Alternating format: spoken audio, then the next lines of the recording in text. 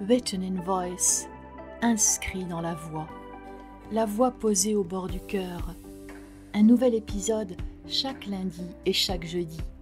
Et qui sait, peut-être que d'un mot naîtra une lumière. Il y a l'anxiété ponctuelle, celle qui vient pour une raison. Et puis, il y a celle qui reste, l'anxiété généralisée, celle que je connais.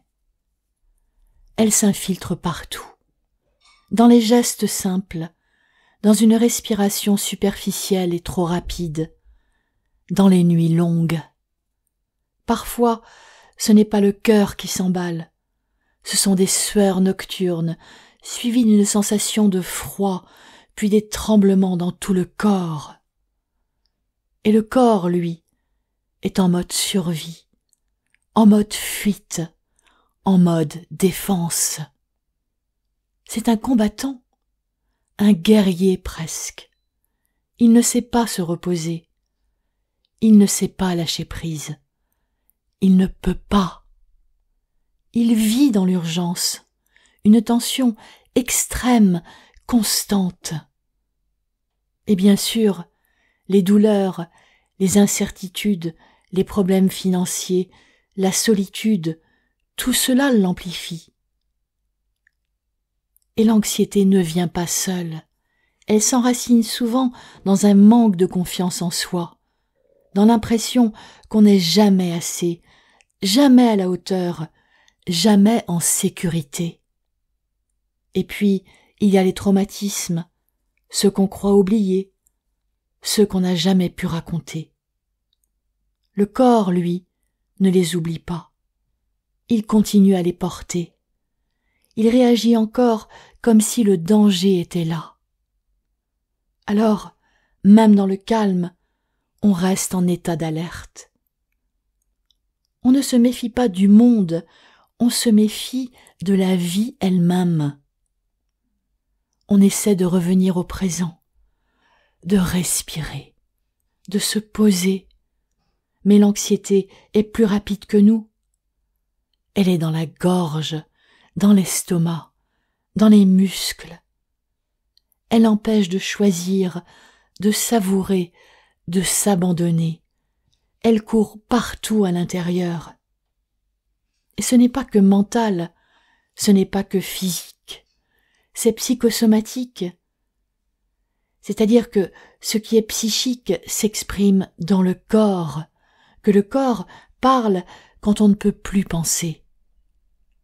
Quand j'avais 9 ans, je faisais des crises de spasmophilie. Un professeur m'a dit « Ce que tu ressens ressemble à certains symptômes de la mort, mais ce n'est pas grave. » Cette phrase m'a accompagnée toute ma vie, et elle m'a aussi terrorisée. Ce que tu ressens ressemble à la mort, mais ce n'est pas grave. C'est peut-être là que commence la littérature. C'est le point de friction entre la voix médicale, la perception intime et la terreur humaine.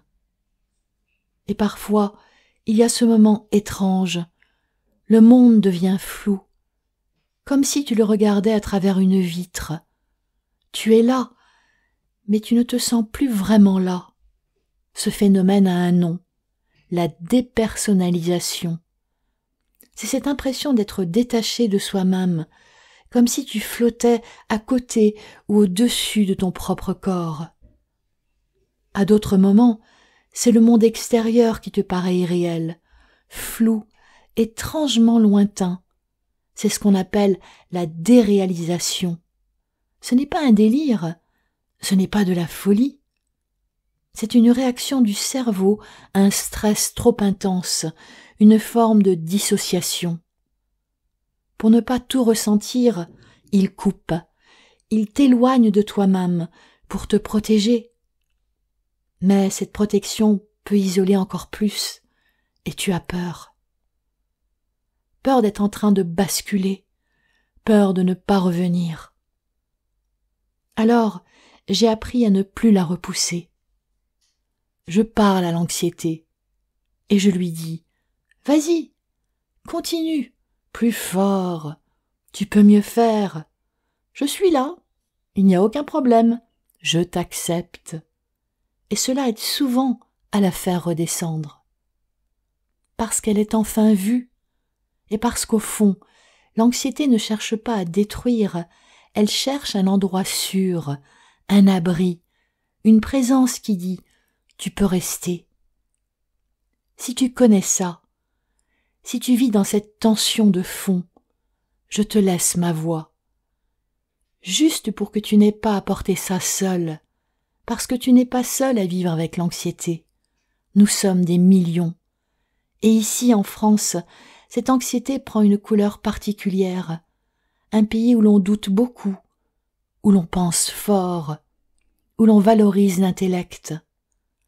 Un pays aux mémoires troublées, aux ruptures anciennes, aux exigences parfois impossibles. On nous apprend à bien parler, mais pas à dire ce qu'on ressent. On nous pousse à réussir, mais pas à habiter doucement ce qu'on est.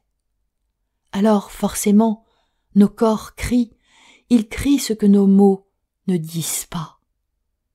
Et peut-être qu'en les écoutant, enfin, quelque chose peut commencer à guérir.